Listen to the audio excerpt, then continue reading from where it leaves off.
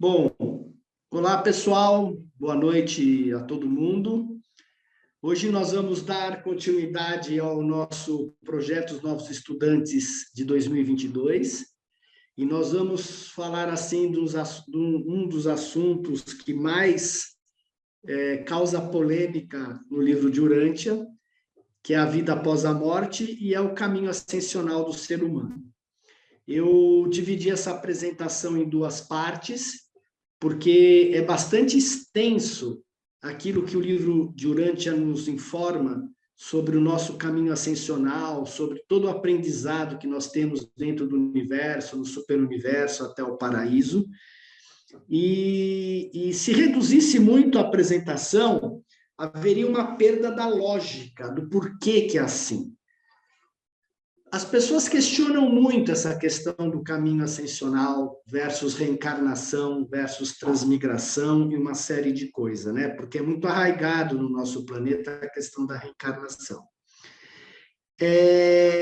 Independente de qualquer coisa do que eu apresente aqui, com relação à vida após a morte, não deixa de ser uma crença o que eu vou falar, né? Você pode acreditar ou não, você pode querer continuar acreditando na reencarnação, porque nós não temos como provar. Cientificamente, não tem como provar. Mesmo as experiências de quase morte, elas não são a morte, porque a pessoa volta. E o que é a morte é outra história sobre o ponto de vista do livro de Urântia. Então, acho que isso que é bacana para que a gente possa entender esta lógica do porquê que a gente segue um caminho ascensional e do porquê o livro nos informa que a reencarnação não faz parte dessa evolução do universo.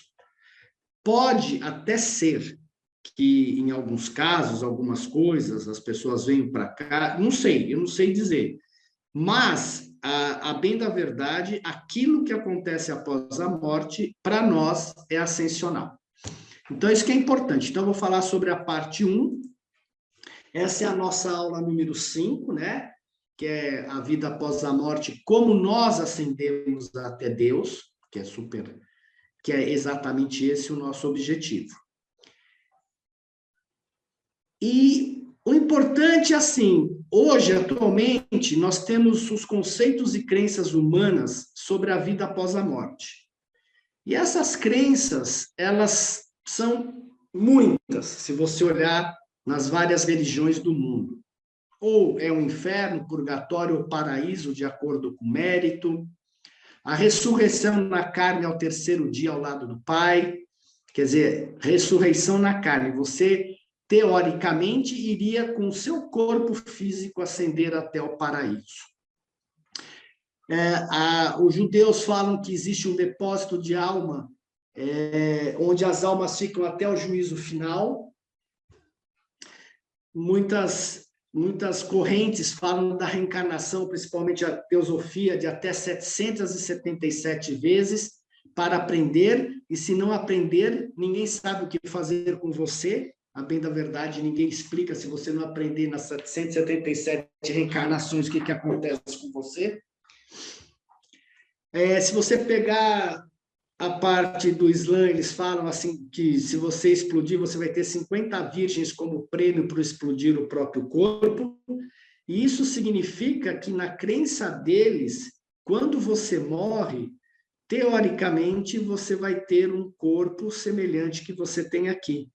Você vai ter a mesma vida de comer, alimentação, de sexo e tudo mais. Então, por essas 50 virgens, haveria uma continuidade daqui, só que você estaria junto com Alá, no paraíso, em um lugar muito distante.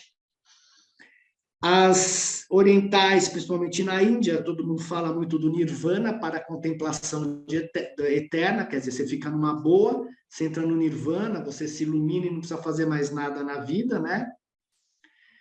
Tem religiões que falam que você pode ser devorado pelo terror e purificado para viver no mundo material perfeito nos fins dos tempos. Eu esqueci o nome dessa religião aqui, dessa teoria. Também nós temos na parte oriental, principalmente nos japoneses, no Zen, no budismo, a questão da transmigração para o corpo humano, animal, objeto. Então, eles falam que a alma, o espírito, não é nem, a bem da verdade, a alma, mas seria o espírito, se ele não aprende, ele transmigra. Então, ele pode ser uma pedra, ele pode se transformar num vaso, em alguma coisa do gênero. As teorias, as religiões afro-brasileiras, elas falam que você vai viver só a lembrança dos outros, não tem vida após a morte, e você vive através do que os outros lembram de você. E também as religiões que falam que você volta para a consciência original, de lá você saiu e para lá você vai voltar. E por aqui a gente vê que é uma diversidade de opções para o pós-morte falado pela humanidade, né? E o que é interessante é que nós temos um hiato aqui no meio, porque nós não sabemos nada sobre a pré-vida, ele é um mistério para nós, a gente não sabe o que é este ser que é gerado, a gente só sabe que ele é gerado e nasce nesse mundo, né? E também é outro mistério a morte, o pós-morte. Então nós temos um hiato aqui, que é chamado de vida, onde ela é extremamente influenciada pelas religiões. Eu vou falar das religiões porque são os que mais tocam nesse assunto. E as religiões, elas nos fornecem crenças e comportamentos, principalmente com base em seres que eles consideram que foram iluminados ou que eram representantes de Deus, e que esses seres transmitiram essas verdades para eles, e eles continuam cultuando essas verdades. Mesmo que sejam, entre aspas, verdades muito antigas, que eram adequadas para aquela época, e que passado tantos mil anos, 10 mil anos, 5 mil anos, 2 mil anos, mesmo dentro da vinda de Jesus, as pessoas continuam acreditando naquilo lá. E não veem que muita daquilo que foi falado era adequado para aquela época onde foi falado, né? Então, essa parte aqui, e aí no pós-morte, ninguém sabe, fala do pré-vida, né? Eles falam que a alma fica guardando, que o espírito fica guardando, mas no pós-morte ele é mais detalhado, onde, como eu falei lá, existe o céu, o inferno, o depósito de almas, consciência original, o nada, o viver na lembrança dos outros, e aí aqui você vai para o paraíso, para o céu, para o inferno, e o retorno, geralmente eles falam que é a ressurreição, a reencarnação e a transmigração. Então, se algo disso realmente for verdade, o que acontece é que você volta para cá e passa de novo por todas estas crenças e comportamentos ditados pela igreja. E aí você vai chegar aqui inconsciente, porque você não pode lembrar daquilo que tem na tua vida passada para que você não cometa os mesmos erros. Aí você vive uma vida totalmente inconsciente do porquê que você está passando tudo aquilo lá, ao qual os orientais chamam de karma, que você acumulou nas vidas passadas. E, obviamente, que você, estando inconsciente, você pode acumular mais karma, né? Então, aí você fica nesta roda, que eles chamam de samsara, que vai, volta, vai e volta, batendo cabeça. Essa que é a verdade. E por que dá diversidade de crenças para o pós-morte, né? Existem dois tipos de opinião, fundamentalmente diferentes, sobre a vida após a morte. Tem a opinião empírica, que é baseada em supostas observações, muita gente entrevistando as pessoas com EQM, com experiência quase morte, muitas pessoas entrevistando aquelas pessoas que lembram, teoricamente, de vidas passadas, então eles tentam dar uma base científica, né? E a opinião religiosa baseada na fé. A religião católica, o espiritismo fala que é assim, eu acredito que é assim e não questiono se é verdade ou não. A opinião empírica, né, baseia-se na observação feita por humanos ou instrumentos, rádio ou gravador de voz, principalmente nas sessões espíritas lá, usados em psicofonia. Tais observações são feitas a partir de pesquisas de reencarnação, experiências de quase morte, experiências extracorpóreas, projeção astral, psicofonia, mediunidade, fotografia, etc. O que quer que seja feito aqui não corresponde à morte. Investigação acadêmica sobre tais fenômenos, que pode ser dividida, grosso modo, em duas categorias. As pesquisas físicas geralmente concentram-se no estudo de casos, entrevistas e relatórios de campos com pessoas que passaram experiências, enquanto a parapsicologia científica está relacionada estritamente à pesquisa de laboratório, né, de fazer rituais, de fazer determinadas coisas para ver se tem acesso. E o segundo tipo, né, que baseia-se na forma da fé, usualmente fé nas histórias que são contadas pelos ancestrais, ou fé nos livros religiosos, como a Bíblia, como o Talmud, os Vedas, o Livro dos Mortos, o Livro dos Espíritos. Muitas religiões, crendo ou não na existência da alma ou espírito no outro mundo, como o cristianismo, o islamismo e muitos sistemas de crenças pagãos, ou em reencarnação ou em transmigração, como muitas formas de hinduísmo, budismo e espiritismo, acreditam que o status social de alguém na ultravida é uma recompensa ou punição por sua conduta nesta vida. O mais interessante dessa parte é que nós temos uma vida bastante curta. Parece longa você viver 80, 100 anos, porque a nossa forma de ver o tempo está adaptada, né, à rotação, ao tempo no nosso planeta. Mas é muito interessante porque você, em todas as religiões, como uma forma talvez de segurar o impulso do homem, você vai ter uma recompensa, você vai ser absolutamente punido por aquilo que você fez em 80 anos de vida, por uma eternidade.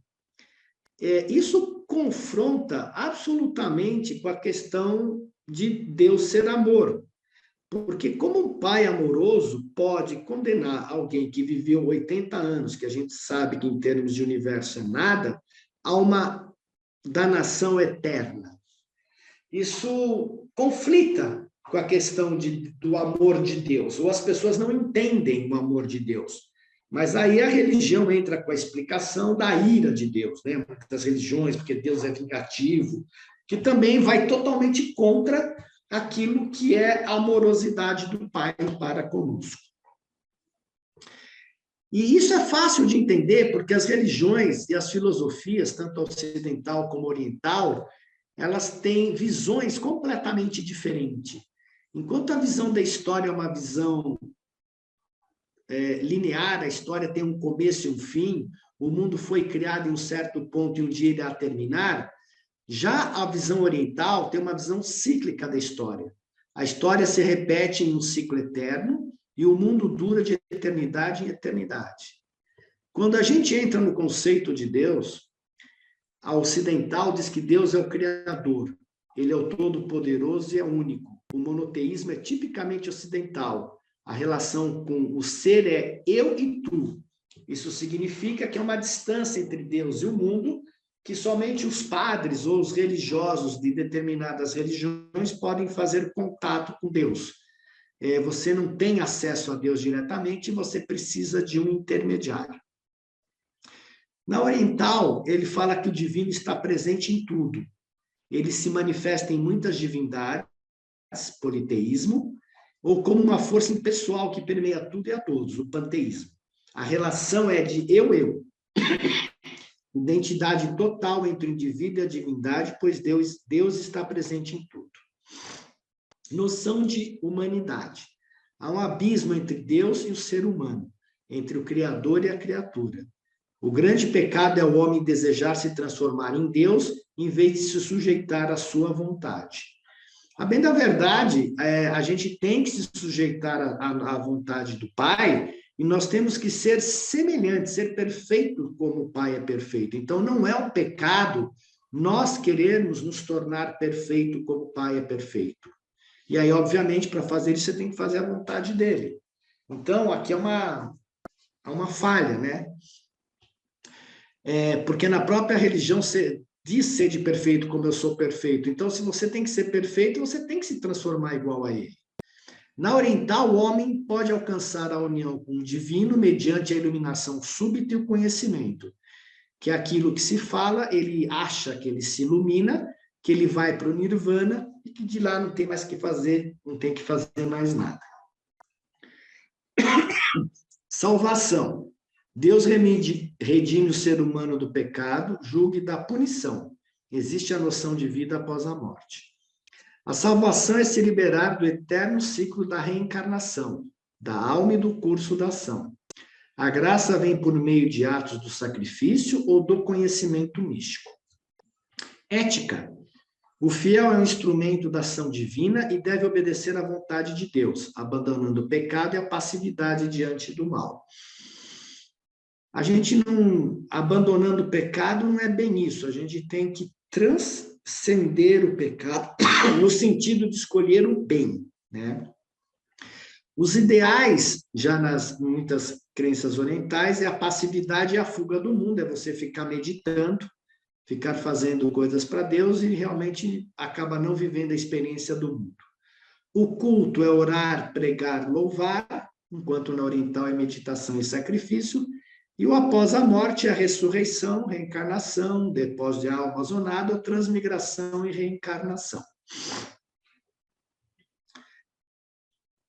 O interessante aqui é que há pontos de convergência entre algumas religiões, né, em relação à morte, à fé, é forte em todas as religiões, e os argumentos para justificar as crenças são infinitos. Então, você pega todas as religiões, no certo sentido, quem lê e gosta, eles têm argumentos, a mente é capaz de produzir argumentos incríveis, né, naquilo que ela acredita. Porque naquilo que nós acreditamos, a mente tem que provar que é verdade. Então, ela vai achar tudo aquilo que se acredita, você passa a experiência na vida para provar se aquilo é verdade ou não. Por isso que é importante questionar todas as nossas crenças. E se você... Aí você pode ter certas, entre aspas, intuições para achar que aquilo é uma verdade. Eu dou como exemplo uma coisa que eu já comentei várias vezes, num livro muito legal que eu li, onde a pessoa, apesar de ser iluminada, o Adyashanti, ele faz uma descrição incrível de como Jesus andou e do porquê que ele andou sobre as águas. Já o livro de Urântia nos informa que Jesus não andou sobre as águas. Mas, na visão dele, naquela arrebatação espiritual, que quer que seja que ele tenha, ele conseguiu achar justificativas incríveis para Jesus andar sobre as águas, né? A mente dele criou aquilo, porque você não tem como comprovar se Jesus ou andou ou não. Eu falo, Jesus andou sobre as águas, ponto. Jesus não andou sobre as águas, ponto. Eu posso dar 1 milhão de justificativas do porquê ele não andou, ou 1 milhão de justificativas do porquê ele andou. É crença, dos dois lados. Apesar que o não andar sobre as águas tem uma lógica, porque o livro de Urântia nos informa que uma das decisões que Jesus tomou era não utilizar os seus poderes e viver a vida normal como seres humanos. Então, por aí já justifica o porquê que ele não andou sobre as águas. E o interessante é que, independente das nossas crenças, deve existir uma realidade. A realidade deve responder a uma lógica. O que, onde, porquê, quando, como e quem.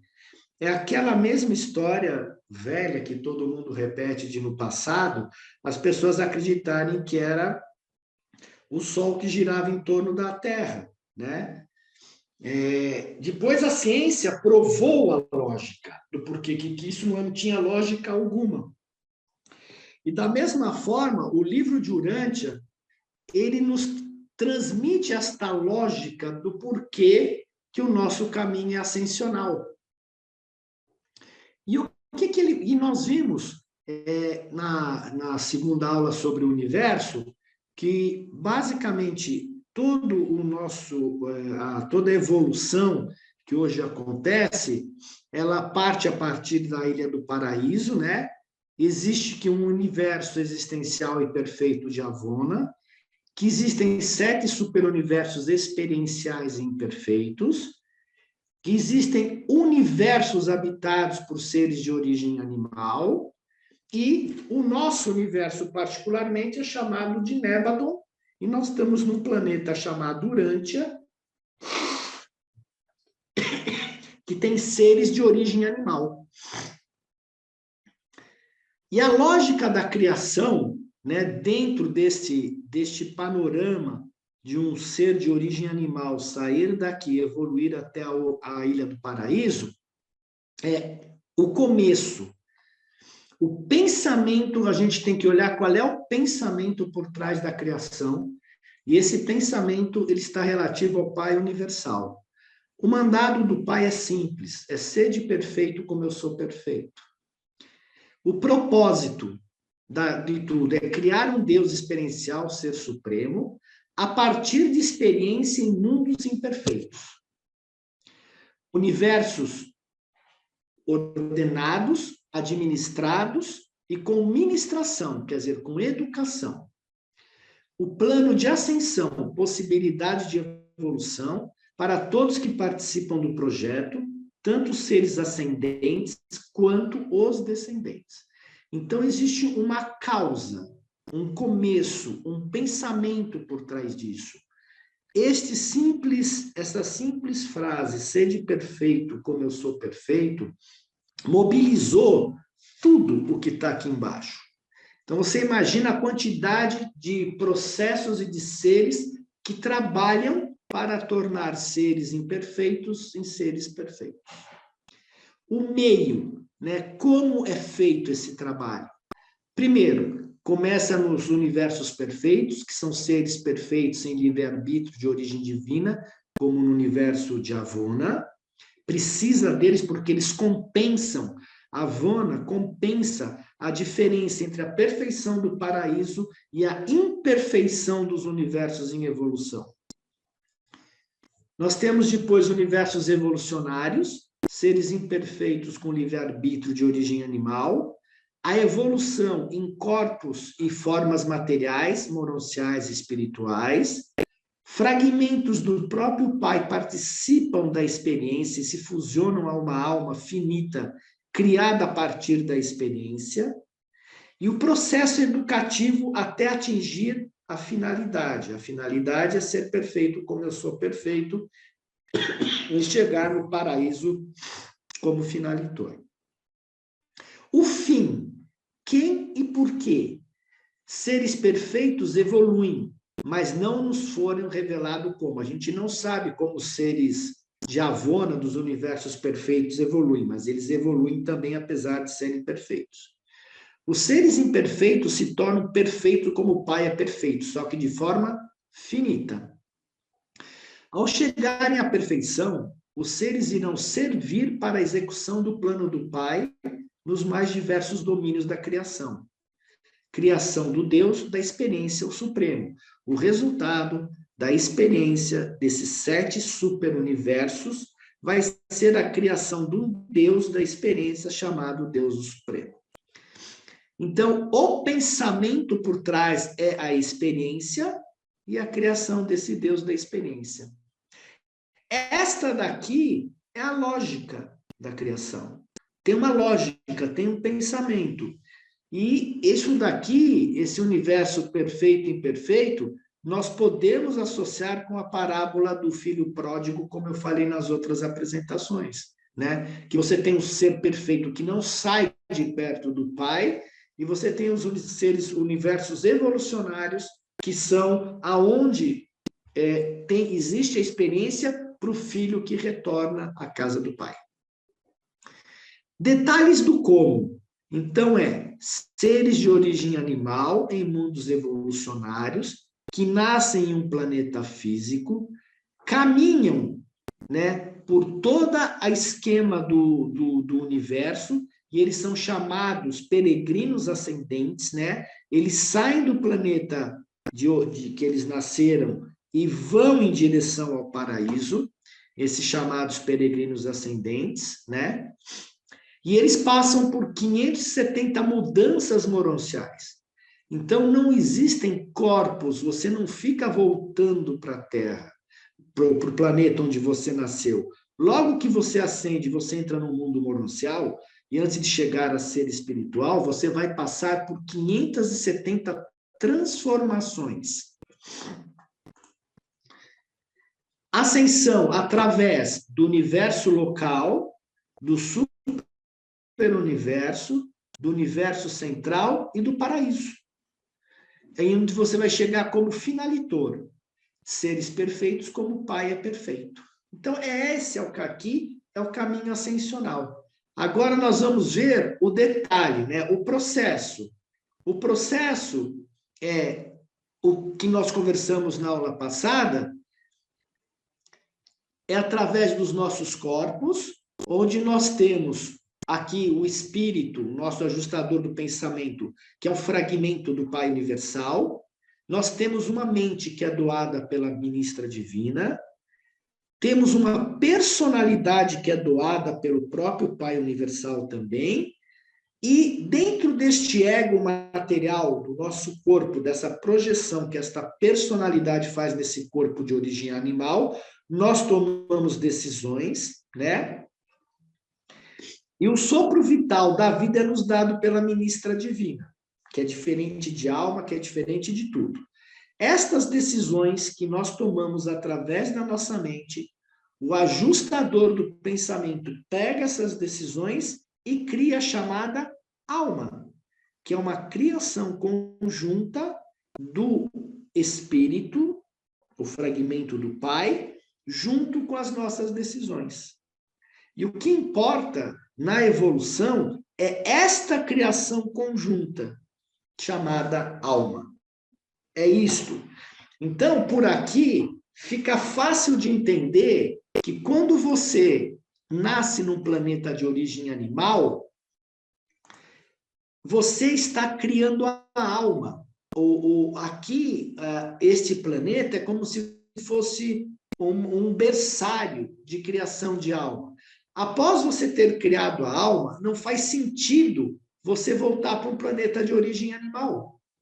Por isso que a reencarnação em si, como conceito, ela não faria sentido, porque você só cria a alma uma vez, da mesma forma que você nasce da sua mãe somente uma vez, você não volta para o útero dela. Você nasce, você nasceu, acabou. Você criou a alma, nasceu a alma, acabou. Você vai para o seu desenvolvimento no universo. E esse desenvolvimento, ele vai ocorrer dentro do, primeiro, a criação da alma, né? No nível físico. Não se pula do nível físico para o espiritual. Então, este nível intermediário é chamado moroncial, né? Que é a nossa alma. Por isso que nós temos que nos identificar com a alma ainda em vida, porque ela está mais próxima do ajustador do que o nosso corpo. Então, a alma humana, quando amadurecida, enobrecida e espiritualizada, aproxima-se do estado celeste, no sentido em que chega bem próximo de ser uma entidade que está entre o material e o espiritual, entre o eu material e o espírito divino. E ela é chamada a alma de ego moroncial. Aqui nós temos um ego material e a alma seria o nosso ego moroncial. E quem são esses peregrinos ascendentes que nós conversamos lá, que vêm deste planeta e ascendem em direção ao paraíso? São os sobreviventes mortais do tempo e do espaço, são denominados peregrinos ascendentes, quando se tornam acreditados para a ascensão progressiva ao paraíso. Essa frase está no documento 30, no item 4, no parágrafo 1. O que ela está dizendo? Quando se tornam acreditados, quer dizer, quando eles se tornam capacitados para a ascensão. Claramente significa que tem gente que não se torna capacitada para a ascensão. quando se tornam, né? Então, os peregrinos ascendentes são assim chamados os que têm capacidade de alguma forma poder evoluir dentro desse programa de ascensão humana. E qual que é o nosso... Até aqui ficou alguma dúvida? Ficou alguma dúvida, pessoal? Não. Tá tranquilo, Damãe. Legal. Se tiverem dúvidas, vocês podem perguntar, tá bem? Tranquilo não é, né? Na verdade, a gente só vai saber quando chegar lá, né? Ah, sim, Débora. Só quando chegar lá. Antes disso, a gente não vai saber. Mas é tranquilo no sentido, assim, de que, pelo menos para mim, ele tem uma lógica. A gente consegue entender a lógica e depois a gente passa pela experiência. Isso é legal. Não, eu gostei dessa tua conexão com a parábola. Eu nunca tinha pensado nisso. Achei muito legal. Tem gente que critica, né, o fato de eu falar isso porque pega ao pé da letra na Bíblia. Mas Jesus tinha o conhecimento de tudo isso. E ele falava por parábolas que é de acordo com o nível de consciência de cada pessoa. Só que a hora que você lê o livro de Urântia e você pega essa parte, fica claro que é isso. Os seres de Avona não saíram de lá para a experiência. Quem saiu foi o filho pródigo que foi para o mundo, sofreu, comeu no chiqueiro e volta com experiência para o pai. E ambos são bem recebidos. Sim, porque faz parte da evolução, né? Porque é esse o plano de evolução do pai. Bom, e qual é o nosso caminho ascensional? Então, é importante a gente lembrar, que também nós vimos na parte de cosmologia, que nós temos o paraíso, Avona e os 7 superuniversos ao redor. E que, por uma questão administrativa, esses superuniversos ele tem 10 setores maiores, 1000 setores menores, 100 mil universos locais, 10 milhões de constelações, 1 bilhão de sistemas e 1 trilhão de planetas habitados, né? Então, o superuniverso é composto de 1 trilhão de planetas habitados. Essa questão administrativa é a mesma coisa que eu comentei que uma empresa. Você tem o presidente, você tem a diretoria, você tem o gerente, você tem os coordenadores, tudo. Só que toda evolução, a única coisa que verdadeiramente importa para o universo é a unidade do desenvolvimento, é um universo local. O setor maior, o setor menor, os universos é como se fosse o setor de produção da fábrica, né? O setor maior e o setor menor, eles são como se fossem os administradores de tudo. Então, o que importa é porque dentro do universo local, você vai ter os planetas habitados, que é onde ocorre a evolução do ser humano. Então, o importante é o universo local e os planetas habitados. O fato de ter constelação, sistema, também não diz nada. O que importa é esses universos com os planetas habitados.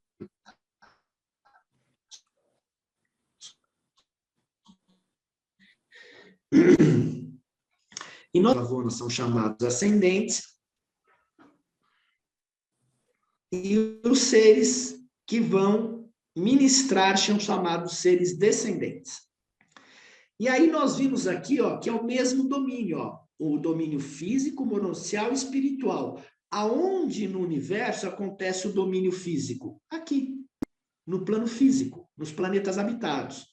Aonde nós vamos trabalhar a parte mononcial? Exatamente no sistema, na constelação, no universo local. Então, a parte nós saímos do plano físico com esta alma mononcial, e esta alma, esta personalidade que foi dada pelo Pai, começa a ser educada no nível mononcial antes de chegar ao nível espiritual, que é relativo aqui ao superuniverso. Então, veja, plano físico, o universo, né, até o final do universo é o chamado plano mononcial, e a partir do superuniverso, quando a gente entra no setor menor e no setor maior até chegar ao paraíso, é o chamado plano espiritual. E aqui dá para entender a lógica da evolução. Como eu sempre falo, ninguém pula do físico para o espiritual. Você tem que passar por toda esta parte para sutilizar os corpos. São 570 mudanças moronciais que você passa antes efetivamente de chegar no mundo espiritual. Qual é a carreira dos peregrinos ascendentes? Ela está dividida em 7 fases. Primeiro, que são os mortais planetários. Segundo, sobreviventes adormecidos. Os estudantes das mansões. Os progressores moronciais. Os pupilos do superuniverso. Os peregrinos de Avona e os que chegam ao paraíso. Então, se a gente olhar aqui, você identifica, ó, sai do físico, você vai vir aqui por todo o plano moroncial, os progressores moroncial, os que chegam ao mundo, e depois os pupilos do superuniverso, e depois os que chegam em Avona e chegam no paraíso. É exatamente isso daqui, ó. É só você olhar no gráfico, você identifica estudante das mansões, progressores moronciais, pupilos do superuniverso, exatamente esse caminho ascensional que a gente faz. E quem são esses mortais planetários? São seres de origem animal com potencial ascendente, aqueles que possuem potencial de sobrevivência. Aqui é muito importante a gente entender. Nós temos um potencial ascendente. Se você não criar a alma, como eu falei, esse potencial não existe mais. E somente se você cria essa alma, né, que você vai ter um potencial de sobrevivência. Por isso que criar a alma é tão importante. As raças humanas de todos os mundos recebem a mesma ministração de Deus e seus coligados, e gozam da presença do Espírito em suas mentes, os ajustadores do pensamento, ou centelha divina, ou Cristo interno, como cada um queira chamar. O livro dá o nome de ajustador do pensamento, porque, a bem da verdade, ele vem ajustar a nossa mente de origem animal para se espiritualizar. Por isso que ele fala ajustador do pensamento. Nós vamos conversar daqui algumas aulas para frente sobre os ajustadores do pensamento. E essa etapa da existência para nós é a vida como a conhecemos, a vida no planeta de origem, que é o que a gente está vivendo aqui, né? Quais são as fases da existência? Nascimento físico, recebemos um corpo que eu mostrei para você, o corpo físico, que você ganha através do relacionamento do seu pai com a sua mãe, uma personalidade, que é a dotação do pai, a mente, que é a dotação do espírito infinito, o espírito, que é a dotação, o ajustador, que é a dotação do pai, e a alma, que é uma criação nossa, com as nossas decisões, junto com esse espírito, com essa dotação do pai. Essa é a constituição do nosso corpo. A vida, ela é composta pela chegada do espírito do ajustador, né? O nascimento da alma e a nossa evolução nos 7 círculos psíquicos. Existe, sim, um plano de evolução para a gente, e quanto mais nós caminhamos nesses 7 círculos psíquicos, nós evoluímos, nos aproximando mais do ajustador e sendo mais reais. E a morte, existem 3 tipos de morte, por incrível que pareça, que é a morte física, que é do corpo, a morte intelectual, que é da mente, que a pessoa pode até continuar viva, mas a mente dela não está mais funcionando direito, e a morte espiritual, que é a alma, que por alguma razão, que por alguma iniquidade, ou pela desistência da pessoa do caminho ascensional, esta alma que ela criou é destruída, né? E com isso o ser deixa de existir. A vida é composta da chegada da personalidade, e é uma discussão imensa se essa personalidade dada pelo pai na concepção ou no nascimento. O espírito, ele chega com 2.134 dias após o nascimento, na atual época, que significa 5 anos e 10 meses, algo do gênero.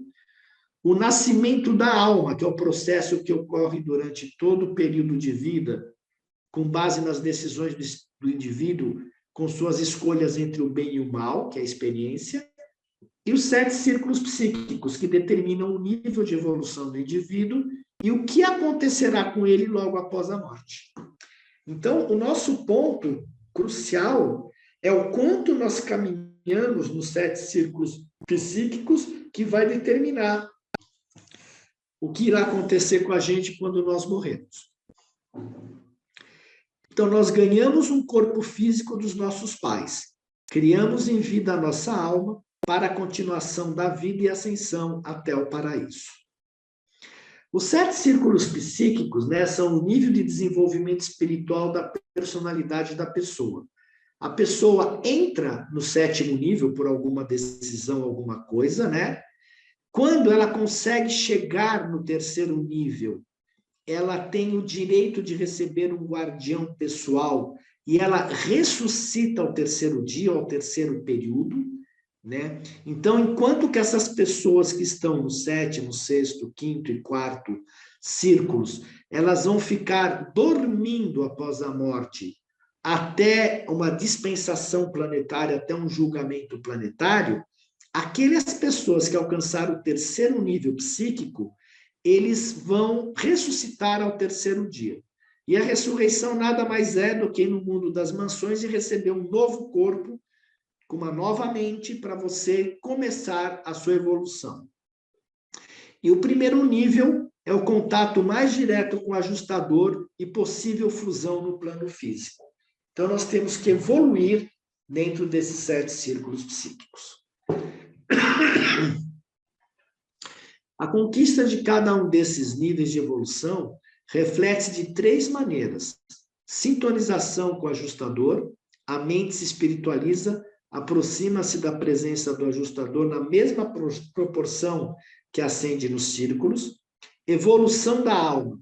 O surgimento e crescimento da alma moroncial indica o grau de profundidade na mestria dos círculos, que nada mais é do que o nosso domínio sobre as nossas tendências animais, educação de todas essas tendências animais e a aspiração de fazer a vontade do Pai e construir uma alma moral. E a terceira é a realidade da personalidade. A conquista do círculo determina diretamente o grau de realidade do eu. As pessoas tornam-se mais reais à medida que ascendem do 7º ao 1º nível de existência. Ele está dizendo claramente aqui que as pessoas simplesmente humanas, elas não têm realidade verdadeira. Elas são um conjunto de elementos eletroquímicos deste corpo. E que elas só vão ter realidade a partir do momento que esta alma, com esta personalidade, vão evoluindo em direção ao espiritual. Porque todo o universo é espiritual, né? E se você está no plano físico denso dessa forma, você é só do plano físico. Uma hora, tudo isso vai se espiritualizar. E quem não se espiritualizar, não tem aonde ficar. Não tem o porquê continuar no universo. A morte. A morte física do corpo e da mente. Uma personalidade mortal é considerada como tendo encontrado a morte quando os circuitos mentais essenciais da vontade e ação humana tiverem sido destruídos. Isto é a morte a despeito da continuação de funções do mecanismo vivo do corpo físico. Juridicamente, hoje, no Brasil e no mundo, é considerada a morte quando a pessoa, o circuito mental dela, da vontade e ação, tiver sido destruído. Isto é a morte. O coração pode até continuar funcionando, mas ela não é mais a parada do coração que diz a morte, mas sim dos circuitos mentais. Juridicamente, isso já existe na nossa legislação.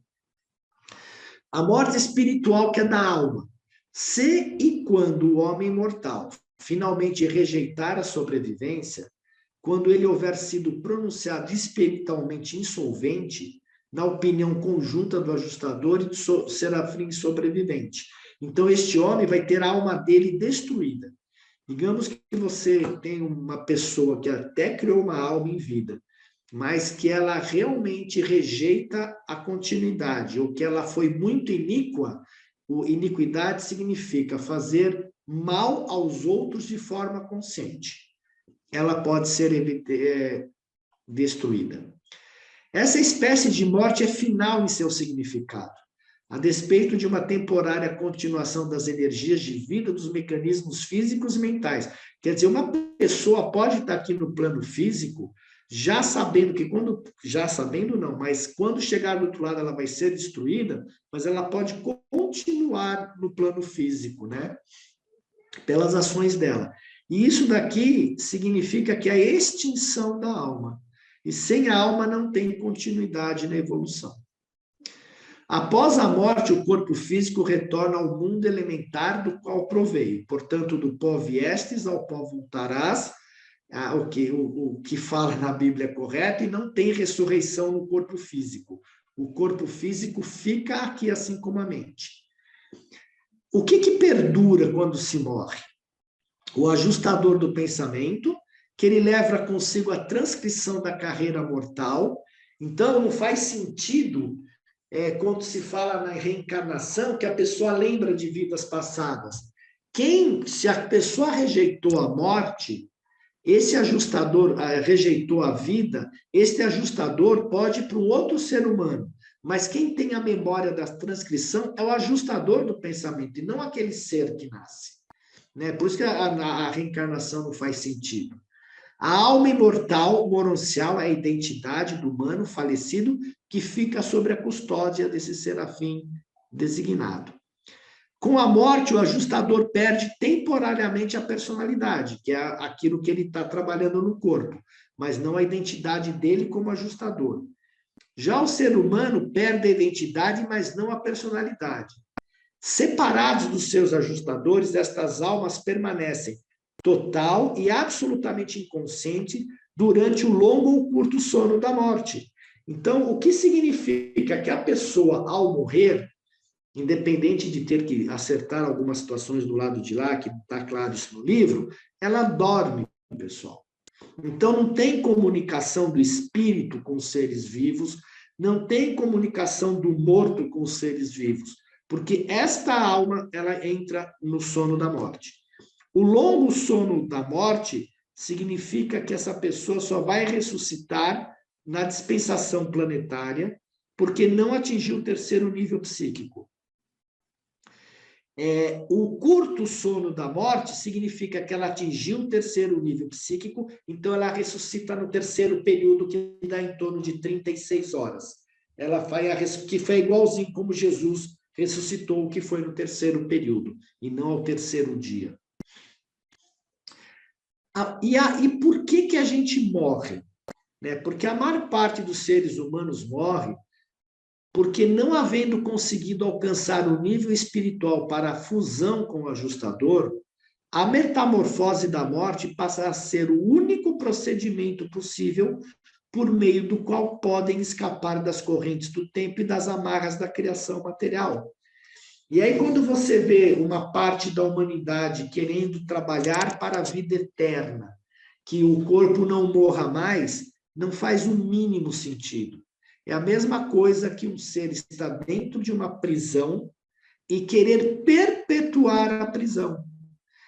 Se você consegue a fusão com o ajustador em vida, e para conseguir tal você tem que ter feitos espirituais muito grandes, não é simples conseguir a fusão com o ajustador agora, né, nessa época atual do planeta, você sai já fusionado, você já sai com a sua evolução quase completa, você vai para o sexto mundo das mações, ou para Jerusalém, ou para Salvaton, sei lá, para algum lugar já bem longe antes do mundo das mansões. Mas se você não fusionar, a morte é a única forma que você tem de sair do corpo, de se liberar. Então, quando você vê essas pessoas que estão em câmeras criogênicas, ou mesmo gente que contratou cientistas para que pudesse estender, porque são bilionários, a sua vida indefinidamente, e o que parece ser um benefício, a bem da verdade, está sendo uma enorme prisão para o lado espiritual dessa pessoa. E ele acha que está sendo beneficiado porque vai ter a vida eterna aqui no planeta. Passado a questão dos mortais planetários, então entra no quê? Nos sobreviventes adormecidos, que foi o que eu falei, ó, todos os mortais com status de sobreviventes passam pelos portais da morte natural e no terceiro período personalizam-se nos mundos das mansões. Os seres que por qualquer razão não foram capazes de alcançar o nível de mestria sobre a inteligência e o dom da espiritualidade não podem imediata e diretamente tomar o rumo do mundo das mansões. O porquê disso eu não tenho a mínima ideia, do porquê que não podem ir ser ressuscitados. Tem alguma razão, mas eu, pelo menos, não consegui entender ou saber pelo livro de Urântia. Essas almas sobreviventes devem descansar em sono inconsciente até o dia do julgamento de uma nova época ou dispensação, esperando pela vinda do Filho de Deus, que chame as listas das idades e julgue o reino. E essa é a prática geral em todo o Nébadon. Nébadon é o nosso universo, nos outros universos pode ser diferente. Mas tem que vir alguém aqui julgar e fazer com que eles vão para as câmaras de ressurreição no mundo das mansões. Qual a fase dos sobreviventes adormecidos? Eles passam pelo sono da morte, total inconsciência, incomunicável. Então, não tem essa história de comunicação com o espírito, porque o espírito vai para Diviniton, que é o mundo deles logo após a morte, e o ser entra, a alma entra no inconsciente, entra no sono, mas existe uma coisa um pouco mal, não é mal resolvida no livro, mas que o revelador diz que ele falou que existe uma fase intermediária aí que ele não pôde revelar para nós. O que acontece nesse trâmite, porque uma coisa é clara, o livro deixa claro, muitas pessoas, ao que parece, não entram no sono imediatamente. Ela tem algumas questões para resolver e depois ela vai para o sono. Então, mas não foi nos explicado, porque não foi permitido falar isso. E aí ela vai ou ressuscitar ao terceiro período, ou vai ter uma ressurreição milenar, porque a cada 1000 anos tem uma ressurreição. A última foi com Jesus Cristo, e a gente não sabe se teve uma ressurreição no ano 1000 ou no ano 2000, né? Ou na dispensação planetária, que é depois que você completar todo um desenvolvimento planetário, pode durar 20, 30 mil anos, sei lá. Que a gente saiba, houveram já 3 dispensações no planeta, uma há 500 mil anos com a chegada do príncipe planetário, há 38 mil anos quando Adão e Eva chegaram no planeta, e há 2000 anos quando o Micael de Nébadon, Jesus Cristo, veio para cá. Sobre a ressurreição pode ocorrer. Então, como eu falei, ao terceiro período, aqui na ressurreição milenar, não atingiram os níveis necessários de mestria sobre a inteligência e o dom da espiritualidade. Ele tem que esperar o término do julgamento dos seus assuntos, tá? Não sei por que ocorre. E na dispensação planetária, eles são repersonalizados em massa ao término dessa dispensação. Então, você pode ressuscitar o terceiro numa milenar, ou você vai para uma dispensação planetária. Imagino que, obviamente, se aqui depende do teu nível de evolução dos círculos cósmicos, uma pessoa que está muito atrasada talvez tenha que ressuscitar somente, talvez, numa dispensação planetária. Mas é importante saber o seguinte, não importa o fato de você ter entrado em sono, você não perdeu nada, porque depois que você saiu do planeta, o tempo que você vai chegar diante do Pai no seu desenvolvimento espiritual, não importa. Você vai fazer todas as experiências necessárias, o caminho que você quiser. Então, não importa se você dormiu 1000 anos, 10 mil anos, não significa nada, você não ganha nem perde nada.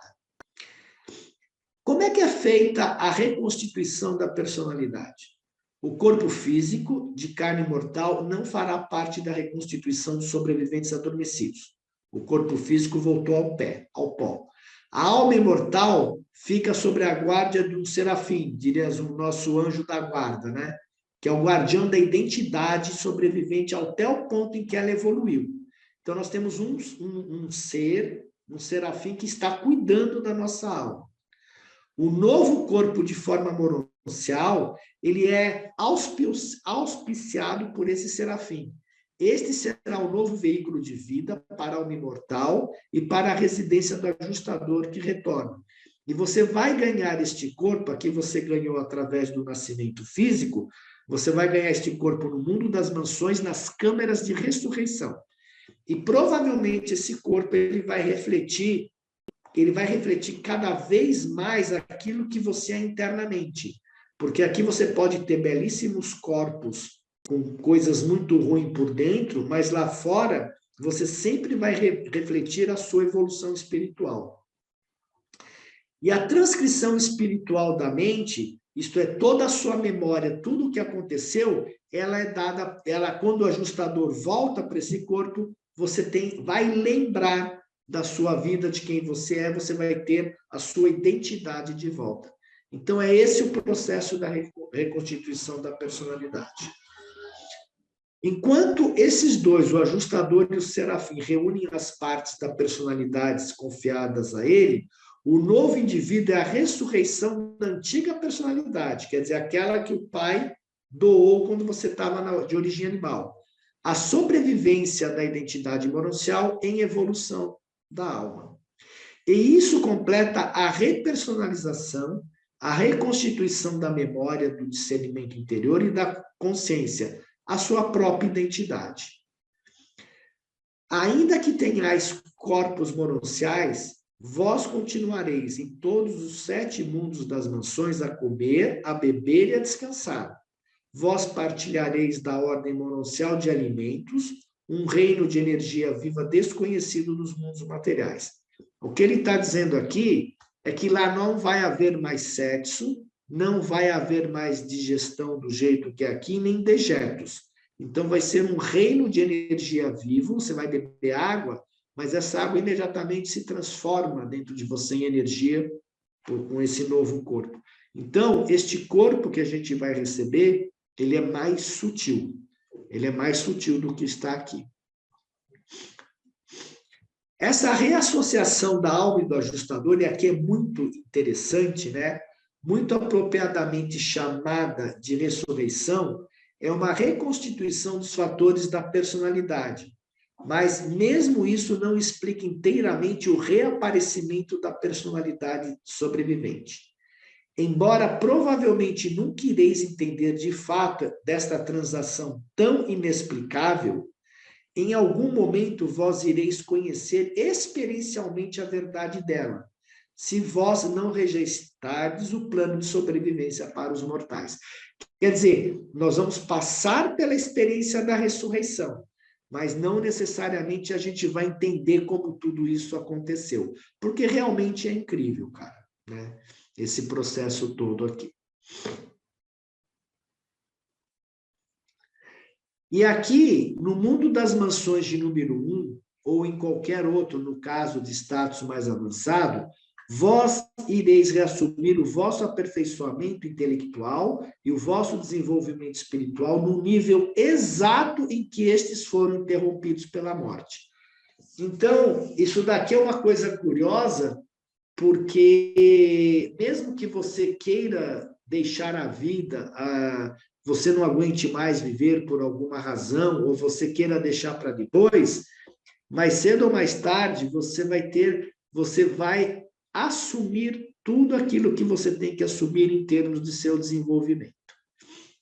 Então você começa lá em cima, exatamente no mesmo nível psíquico que você deixou aqui embaixo. Então, entre o tempo da morte planetária, ou do translado, e a ressurreição no mundo das mansões, o homem mortal não ganha absolutamente nada, além de experienciar o ato da sobrevivência.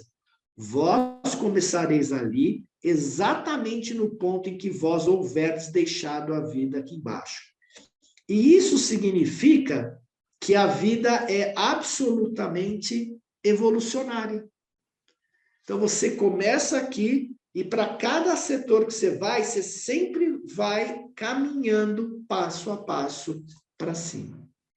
Alguma pergunta? Ficou clara essa questão para vocês?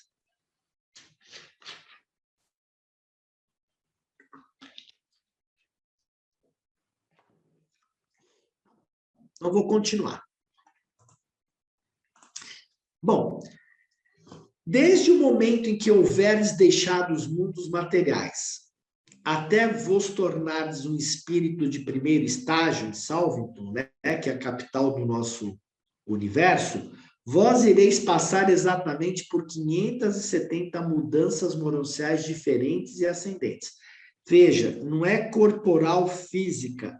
Esse 570 mudanças moranciais que acontecem aqui é sutilização dos seus corpos.